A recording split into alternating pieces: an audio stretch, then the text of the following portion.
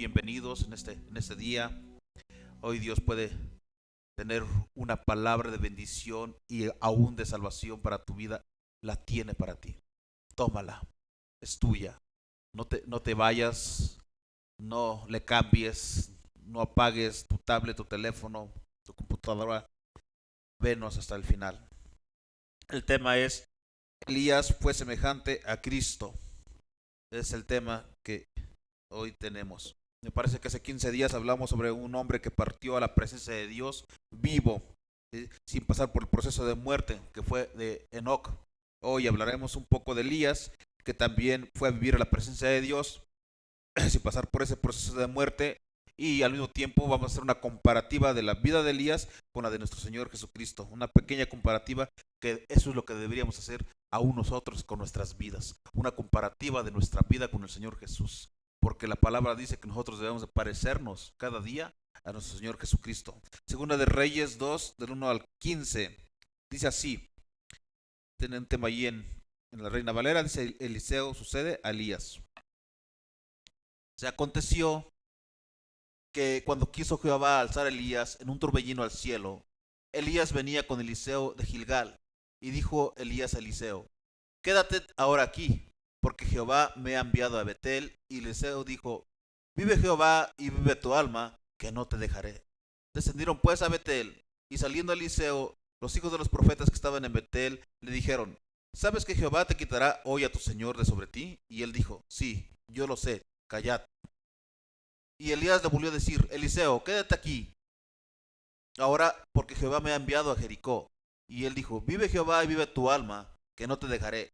Vinieron pues a Jericó y se acercaron a Eliseo los hijos de los profetas que estaban en Jericó y le dijeron: ¿Sabes que Jehová te quitará hoy a tu señor de sobre ti? Él respondió: Sí, yo lo sé, callad.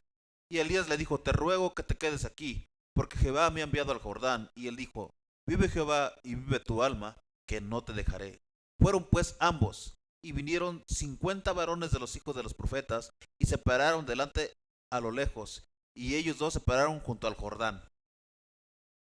Y tomando entonces Elías su manto, lo dobló y golpeó las aguas, las cuales se apartaron a uno y a otro lado, y pasaron ambos por lo seco. Y cuando habían pasado, Elías dijo a Eliseo: Pide lo que quieras que haga por ti antes que yo sea quitado de ti. Y dijo Eliseo: Te ruego que una doble porción de tu espíritu sea sobre mí. Él le dijo: Cosa difícil has pedido. Si me vieres cuando fuere quitado de ti, será hecho así. Mas si no, no. Y aconteció que yendo ellos y hablando, he aquí un carro de fuego con caballos de fuego apartó a los dos, y Elías subió al cielo en un torbellino. Y viéndole Eliseo clamaba: Padre mío, carro de Israel y su gente de a caballo. Y nunca más le vio. Y tomando sus vestidos los rompió en dos partes. Alzó luego el manto de Elías que se le había caído, y volvió y se paró a la orilla del Jordán. Y tomando el manto de Elías que se le había caído, golpeó las aguas y dijo: ¿Dónde está Jehová el Dios de Elías? Y así que hubo golpeado del mismo modo las aguas, se apartaron a uno y a otro lado, y pasó Eliseo. Viéndole los hijos de los profetas que estaban en Jericó al otro lado, dijeron: El espíritu de Elías reposó sobre Eliseo. Y vinieron a recibirle y se postraron delante de él. Todo el curso de la vida cristiana es una ascensión fuera de las tinieblas, a la luz maravillosa de nuestro Dios. Fuera de la vida egoísta o del egoísmo, a una vida a vivir con Dios.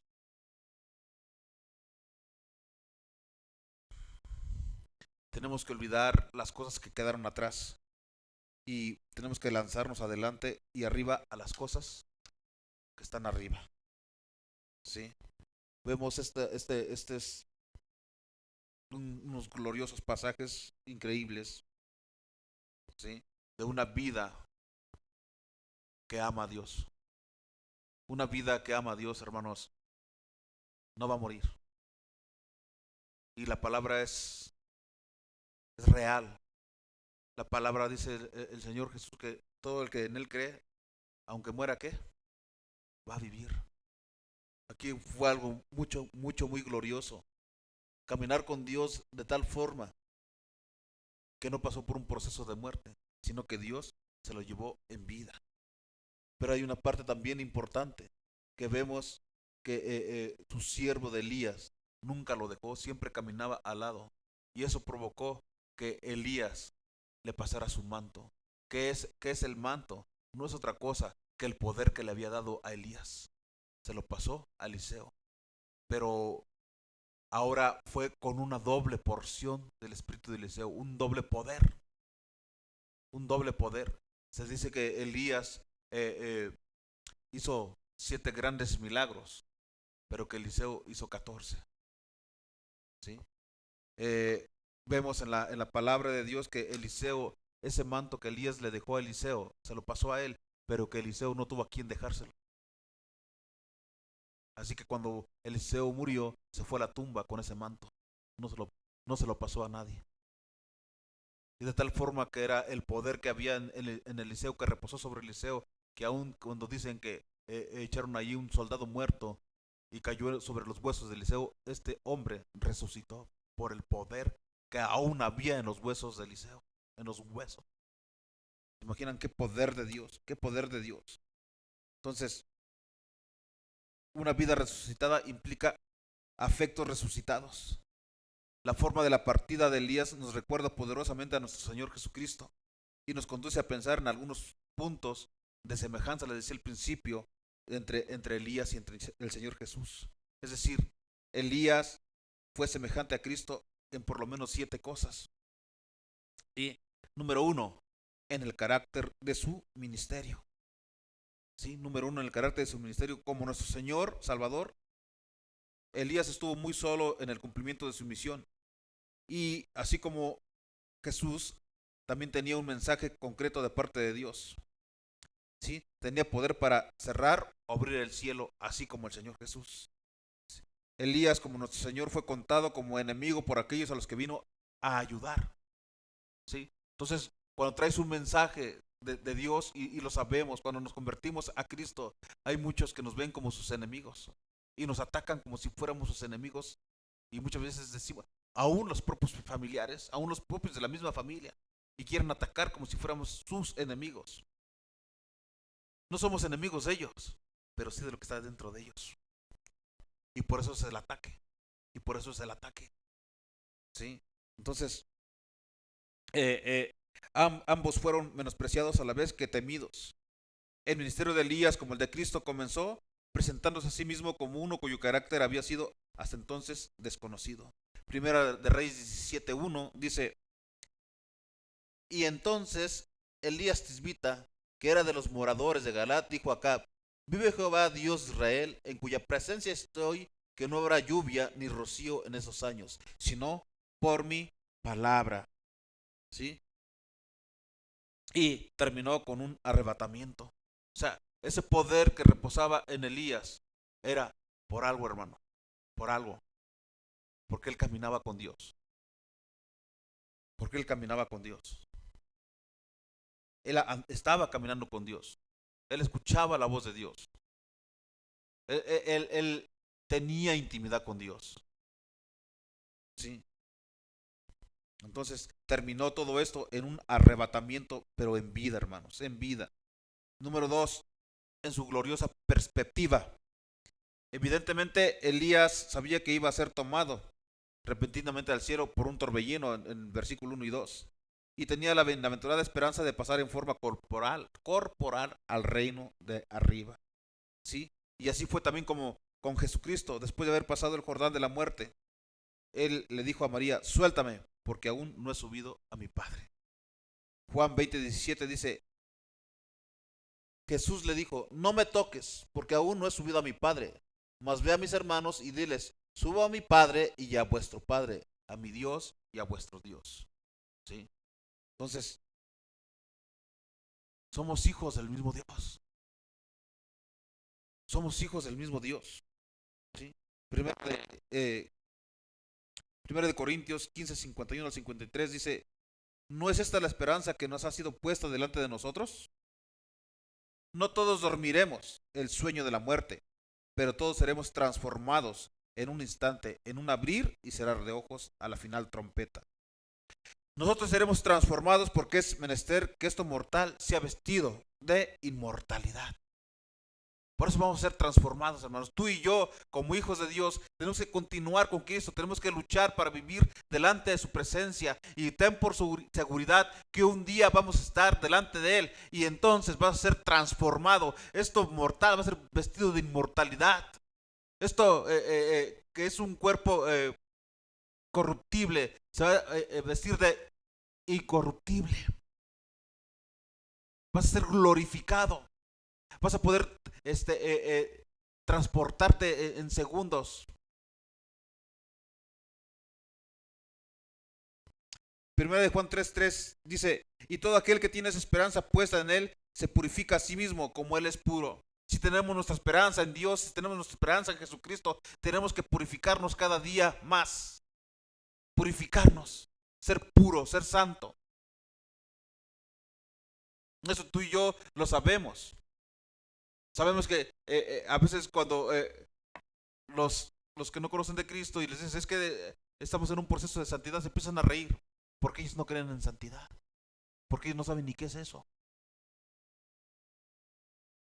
Pero tú y yo sabemos que estamos en un proceso de perfección y que tú y yo cada día debemos parecernos más a Cristo, que nosotros debemos ir purificándonos y santificándonos día con día. ¿Por qué debemos hacerlo?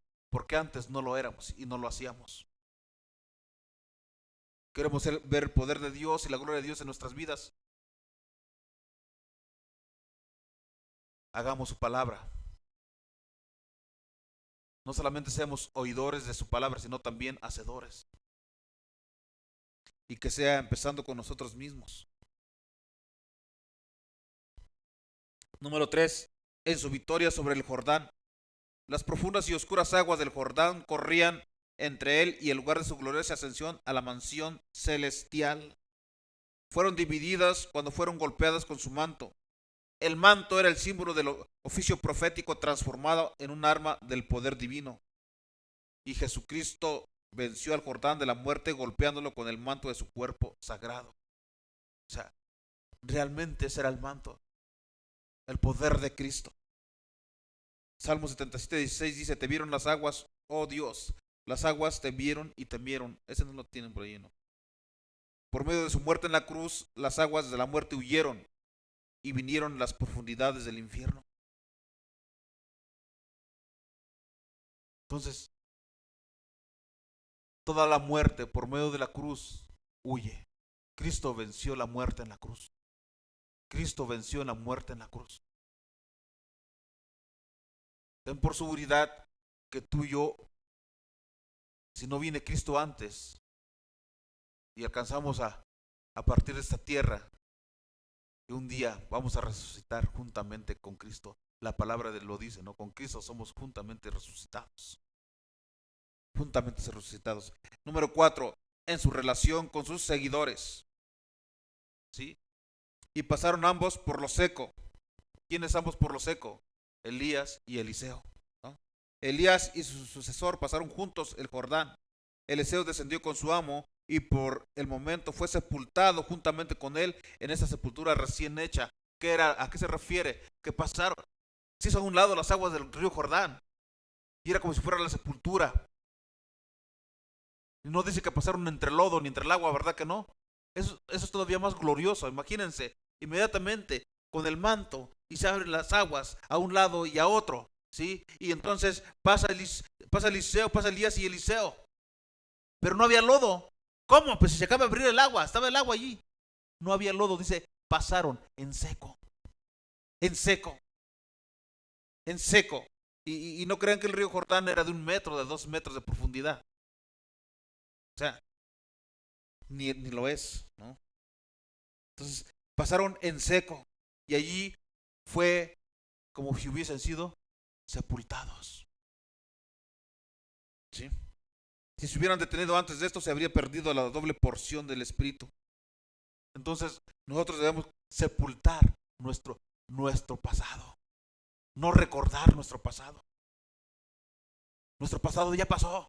En Cristo somos nuevas criaturas. Todo es hecho nuevo. Es que fuiste. Fui, pero Él me limpió, Él me perdonó y Él me hizo una nueva criatura. Fui, ya no lo soy. Él me cambió. Él nos cambia. Él nos cambia de una manera increíble, increíble. Él puede cambiar a cualquier persona, así sea la más infame, la más malvada. Él la puede cambiar, Él la puede limpiar y Él la puede convertir en una nueva persona. Porque Él no quiere que nadie se pierda, sino que todos vengan a la salvación y vida eterna. Si tú no tuviste una conversión poderosa, pero estás en Cristo, no te preocupes. Continúa, búscalo. No necesitas buscar una conversión poderosa. No necesitas haberte convertido de una forma poderosa. Te haya tocado de una forma poderosa. Y te haya una forma poderosa.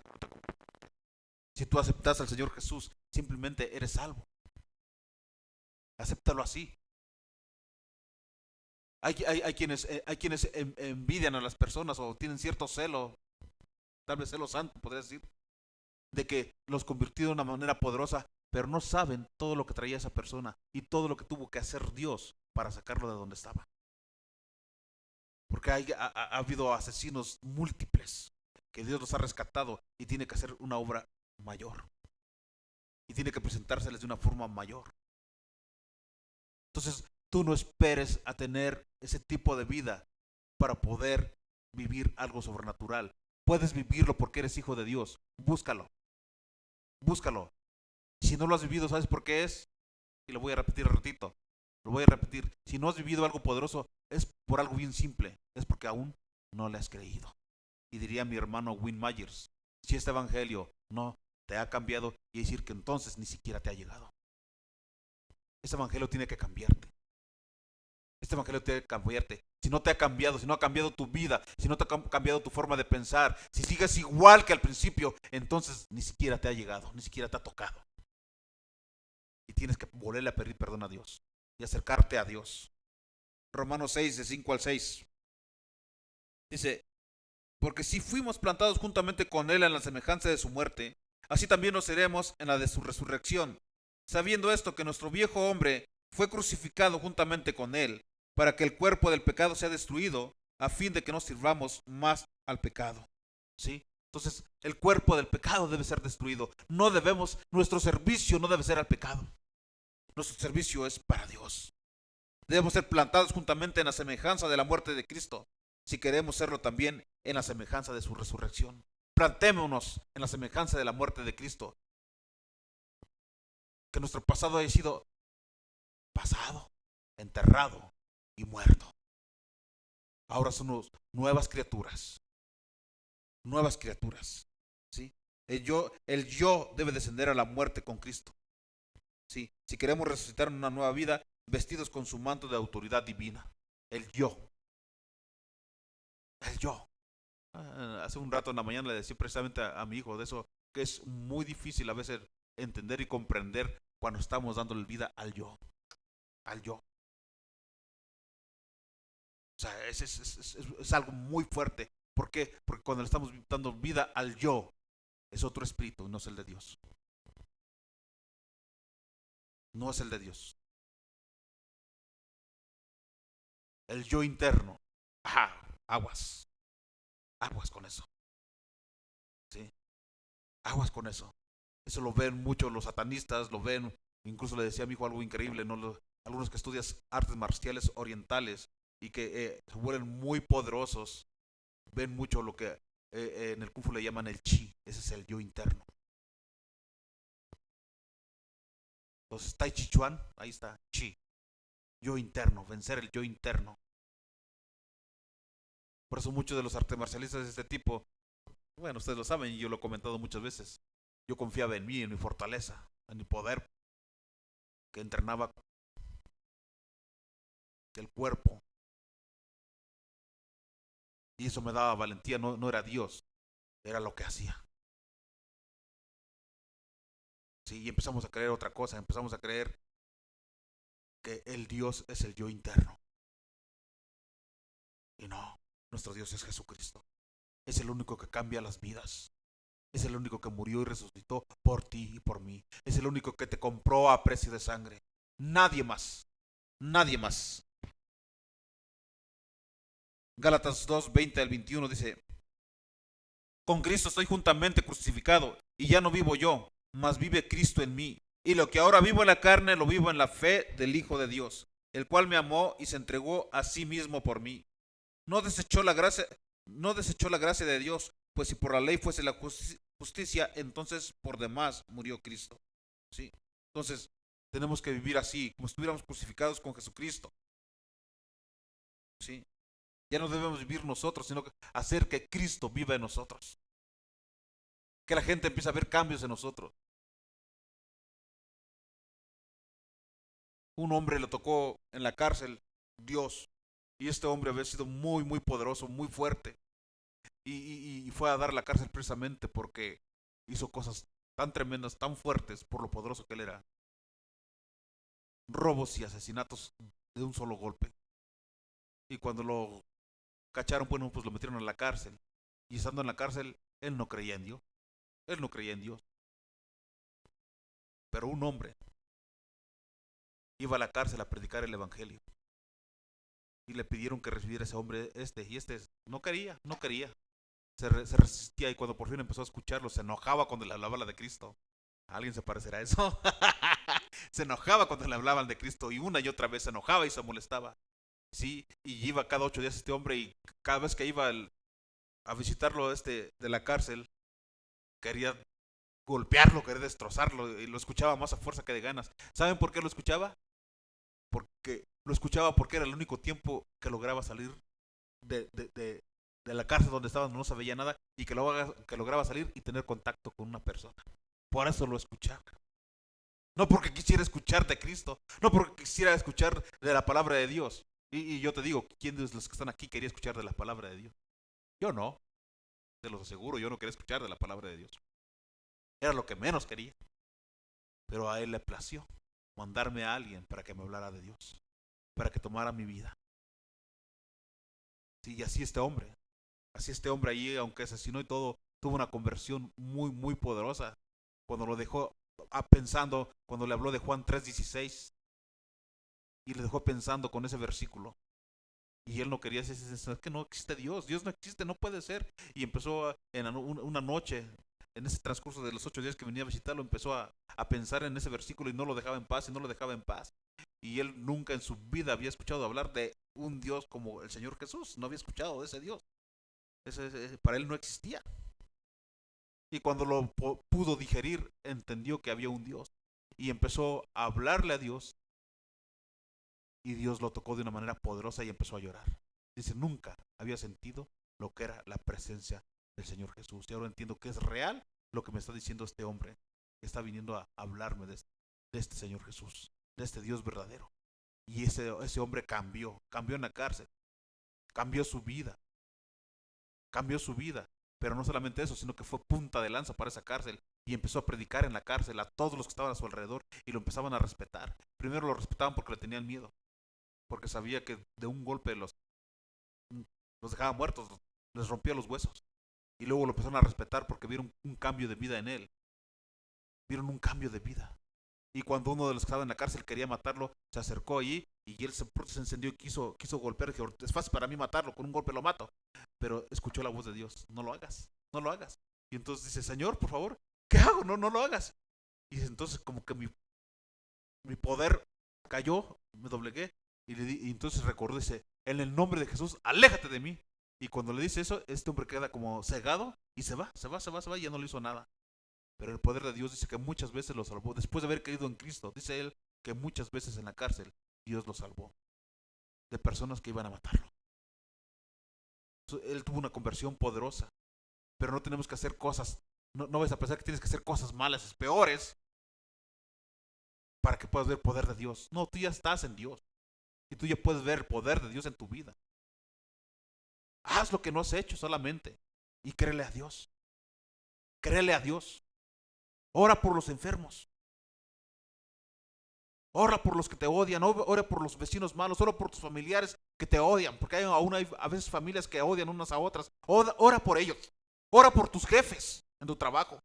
Y vas a ver un cambio radical en la vida de aquellos que te odian. No importa que sea tu jefe, que sea tu familiar, tu hermano, tu papá, tu mamá, tu tío, tus vecinos. Ora por ellos. Y cuando menos pienses, ellos van a tener un cambio de actitud hacia tu vida. Lo hemos vivido, lo hemos visto. Y sabemos que Dios tiene poder, mucho poder, para cambiar las cosas. No es tu oración lo que cambia las cosas. No es tu oración lo que cambia las cosas. El que cambia las cosas es Él. Tú tienes que orar para que Él las cambie. Número 5. En su ofrenda llena de gracia, Elías dijo a Eliseo: pide lo que quieras que haga por ti, antes que yo sea quitado de ti. Versículo 9 lo dice. Su afectuoso Señor está a punto de desvanecerse por delante de su vista, pero antes de irse, abre las puertas de los cielos y da a su siervo un tesoro, ¿no? Podríamos decirlo así, que es la oportunidad de pedir lo que Él quiera. Y esto es lo mismo que hizo Cristo con sus apóstoles. Esto es lo mismo que hizo Jesucristo cuando prometió el Espíritu Santo a sus discípulos antes de que fuera quitado de entre ellos. Así como Elías tenía que partir antes de poder enviar el manto, así Cristo tenía que partir antes de que el Espíritu pudiera ser dado, el Espíritu Santo. Juan 16:7 dice: pero yo os digo la verdad, os conviene que yo me vaya, porque si no me fuera, el Consolador no vendría a vosotros, mas si me fuere, os lo enviaré. ¿Quién es el Consolador? Es el Espíritu Santo. Tendría que partir el Señor Jesús para enviarnos al Espíritu Santo. Y en la promesa del Espíritu Santo, Cristo fue como Elías, poniendo al alcance de sus seguidores esta posibilidad: pedid todo lo que queráis y os será hecho. En Juan 15:7 dice: si permaneces en mí y mis palabras permanecen en vosotros, pedid todo lo que queréis y os será hecho. O sea, esa es una realidad, hermanos. Es una realidad. Tenemos que permanecer en Cristo, tenemos que permanecer tomados de la mano de Cristo. Y su palabra es fiel. Si permanecemos en Él, todo lo que pidas, ¿sí? Va a ser hecho. Todo lo que pidas en su nombre va a ser hecho. Número 6. En su gloriosa ida al hogar, ¿sí? Elías subió al cielo y nunca más le vio. El versículo 11 y 12. ¿Sí? Se cumplió el tiempo en que había de ser recibido allá arriba. Hechos 1:9 dice: y habiendo dicho estas cosas, viéndolo ellos, fue alzado y le recibió una nube que le ocultó de sus ojos. O sea, ¿desde quién está hablando aquí? De Cristo. ¿Sí? Cuando Cristo partió a los cielos nuevamente, ellos lo podían ver, lo levantó una nube y se perdió, se ocultó de sus ojos.